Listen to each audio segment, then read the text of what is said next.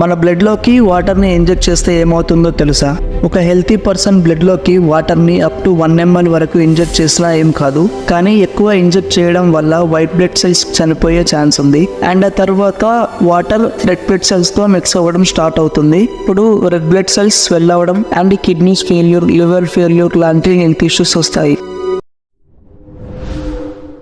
మీరు ఎప్పుడైనా హ్యూమన్ స్కిన్తో తయారు చేసిన బుక్స్ గురించి విన్నారా? 2014 హార్వర్డ్ యూనివర్సిటీలో 2 బుక్స్ దొరికాయి. అండ్ ఆ 2 బుక్స్ని హ్యూమన్ స్కిన్తో తయారు చేశారు.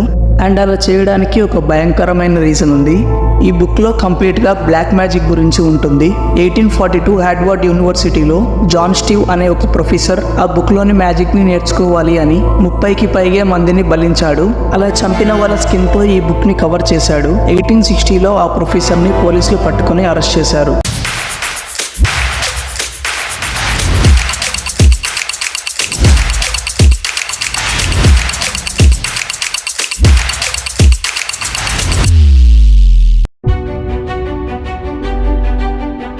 మనం ఎగ్స్ని నార్మల్ వాటర్లో బాయిల్ చేస్తాం కదా, కానీ చైనా, జపాన్, కొరియా లాంటి కంట్రీస్లో ఎగ్స్ని యూరిన్లో బాయిల్ చేస్తారంట. అలా చేయడం వల్ల నార్మల్ బాయిల్ కన్నా యూరిన్లో బాయిల్ చేసిన ఎగ్స్ని తింటే ఎక్కువ ప్రోటీన్స్ వస్తాయని వాళ్ళ నమ్మకం.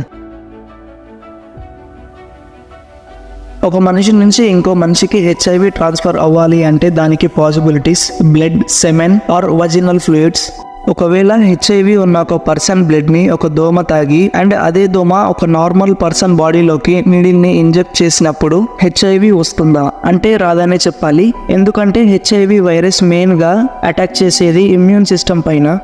అండ్ దోమలకి ఇమ్యూన్ సిస్టమ్ ఉండదు కాబట్టి HIV పర్సన్ బ్లడ్ తాగిన వెంటనే ఆ వైరస్ చచ్చిపోతుంది. సో HIV మస్కిటోస్ వల్ల స్ప్రెడ్ అయ్యే ఛాన్స్ లేదు.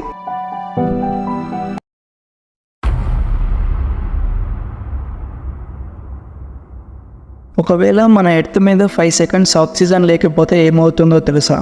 Non electric cars and bikes ఆగిపోతాయి. ఏరోప్లేన్స్ కూడా ఆకాశంలో నుంచి కిందకు పడిపోతాయి. ఎయిర్ ప్రెషర్లో చేంజెస్ రావడం వల్ల మన ఇయర్స్ పనిచేయవు. కన్స్ట్రక్షన్స్ పడిపోతాయి. సన్ రైజ్ వల్ల మన స్కిన్కి ప్రొటెక్షన్ లేకుండా అయిపోతుంది. అండ్ ఈ 5 seconds కూడా మనకు తెలియకుండానే జరిగిపోతుంది.